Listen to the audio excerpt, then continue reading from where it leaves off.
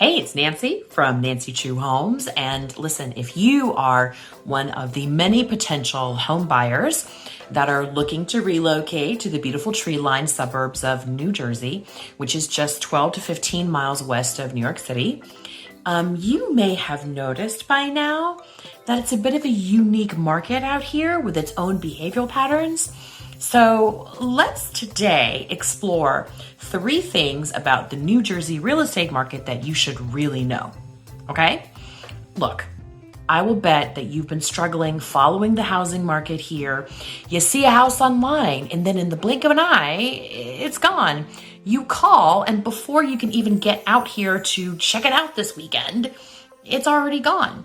Or sometimes you drive around town on Saturday afternoon kind of looking for real estate signs and every house that you call on, sorry, already signed a contract. Listen, don't give up, okay? Just understand that there are 3 very specific facts about New Jersey real estate that'll help you navigate this market a little easier. Hey, so please know this is a dialogue for me, so I welcome all of your comments on this video. And please don't forget to hit that subscribe button so that you and I can continue to talk about real estate together. Stay tuned to the end of the video because I will also be sharing one really big, kind of unknown secret about New Jersey real estate, okay? Hopefully, you're gonna find it as interesting as I do. All right, you guys ready? What is the first thing that you need to know about New Jersey real estate? It answers this question. Why does a house look available on Zillow, but when I call, I'm told there's a contract on it? I hear that question a lot. So here's the answer. New Jersey is an attorney state, okay? But offers are made in contract form by licensed real estate agents. We write the contracts, okay? Not the attorneys. And this is what happens in residential real estate transactions. So all the offers, even if they're signed and accepted by both the buyer and the seller, still has to go through what we call an attorney review period, okay? This is likely an adaptation of a law that says that every contract in New Jersey that is not written by an attorney is subject to a 3-day rescission period. And I'm going to give you an example, okay? So for instance, on Monday, you're feeling good. You walk into a gym and you decide that you want to join because you're just going to work out and get super ripped, right? So you excitedly sign the membership contract with that 20-year-old behind the desk. And then on Tuesday night, you come to your senses and you realize that you are never going to go to this gym because really, honestly, the only thing that you're going to get ripped right now is going to be that bag of sour cream and onion chips that you're going to house in like one episode of Yellowstone. So it hasn't been 3 days, which means that you have the right to go back to the gym and rescind on that contract and just have them rip it up, okay? No harm, no foul. It's kind of the same thing with a house. Right? So during the attorney review process, and I'll give you a little idea of what the attorneys do. Essentially, once both attorneys, the buyer's attorney and the seller's attorney, have a copy of that real estate contract, they go back and forth and add their addendums and make changes until both attorneys are comfortable with the condition and all the terms of the contract. Only then will you be out of attorney review, okay? And only then are you fully under contract. So that's why often you'll see, Zillow and other sort of listing aggregator sites, they don't have a category called attorney review in progress, which means that the listing kind of looks available until attorney review is over. And then only then does the house go under contract online. Now you see. That explains it. Okay. Oh, sidebar. Please note that attorney review doesn't have to be 3 days, okay? It can take as long as it needs in order for both attorneys to be happy.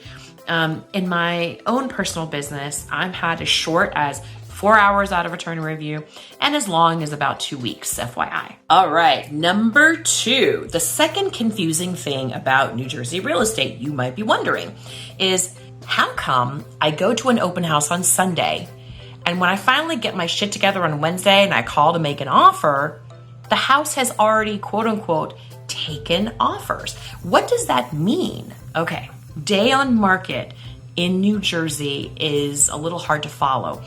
Some homes have what we call a coming soon market marination period of up to 10 days when a house may technically be listed, but not yet available to the public for viewing. But once that house is available, sometimes the schedules for showings can get really tight. So a lot of homeowners do not like a lot of disruption, in terms of showing their homes. So what they may opt to do is really condense that showing period down to a few days. So for example, 123 Main Street is a coming soon. That starts on Monday. All right. It stays a coming soon until they begin showings on Friday at 10 a.m. That's when the sellers leave town for the weekend, with their kids and Fido in tow, and they get the heck out of Dodge and we get to show the house. So they end up showing the house furiously over that one weekend. All right. And by the way, just so you know, that may or may not include any open houses. Okay. An open house is the seller's prerogative. They don't always have them. All right. And by Sunday night, it's announced that the sellers will be considering highest and best offers on Tuesday evening. So all offers have to be submitted to the listing agent before Tuesday at 3 p.m. All right. That's an example. Listen, I know that some of you think that real estate agents are trash and you just don't want to talk to them. But they are also often, the good ones at least. They're likely your best source of information and guidance, not only about the home, but also how to navigate the offer process for a particular home. And please understand that a highest and best is not a bidding war. It's a blind auction, okay?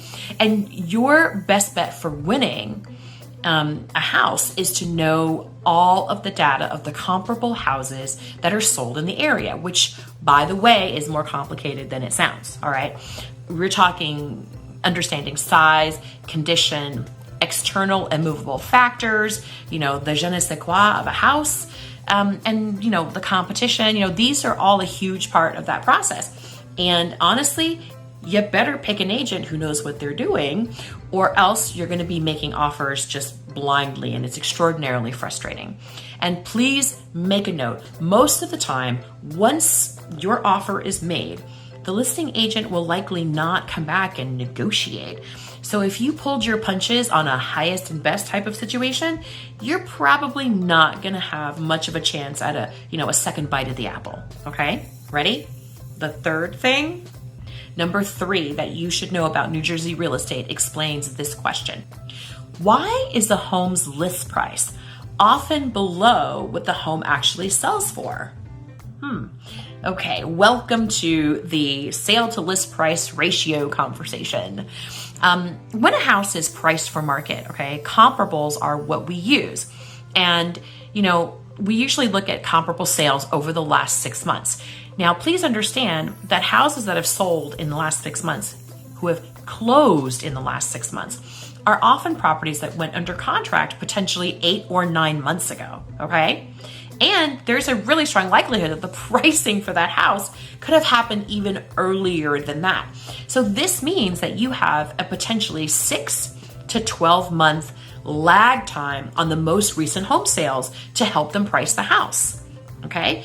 Which honestly, the most recent home sales are not the things that are closed, but the things that are currently under contract in the market right now. Unfortunately, there is no public access to that data about sale prices until it actually closes, unfortunately. All right.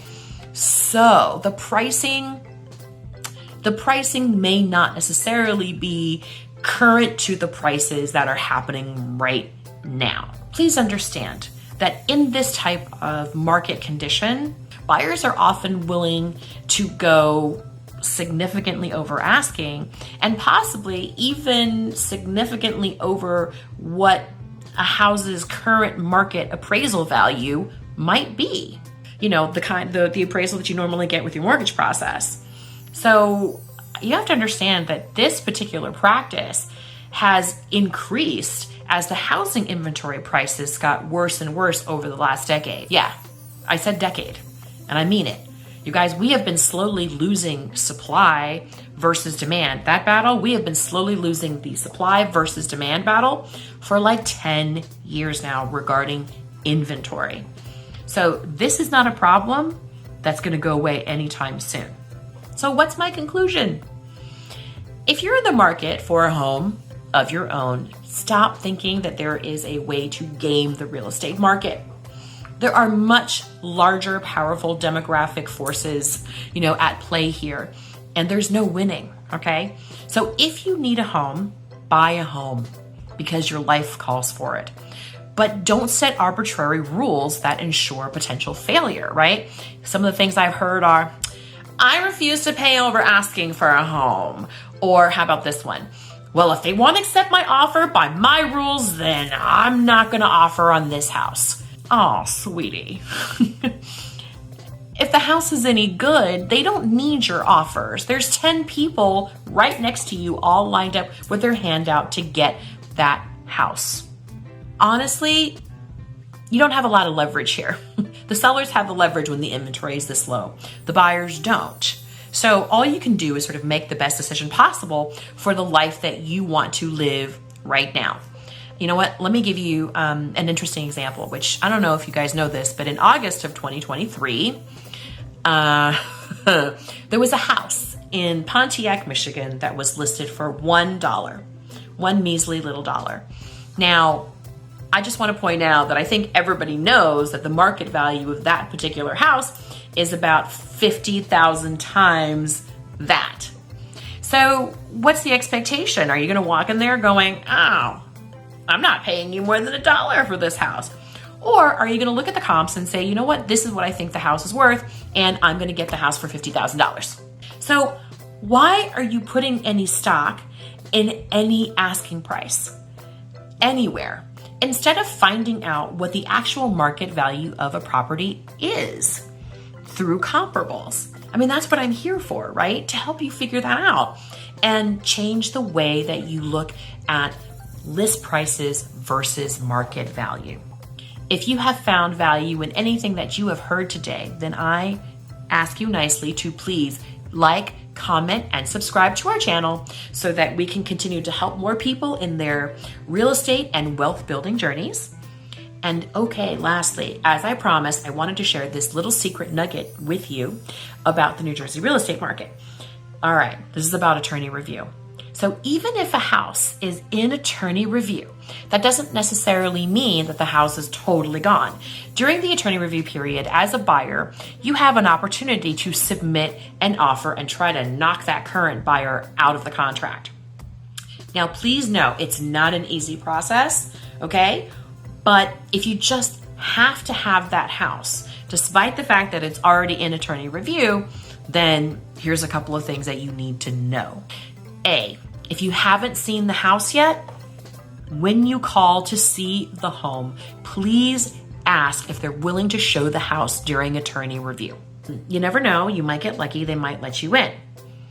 Another strategy that you could try is you could submit an offer that is contingent upon being able to see the house within 24 hours after offer acceptance. And that way, you've given them maybe something that they're like, ooh, we should consider this, and they might be more willing to let you into the home.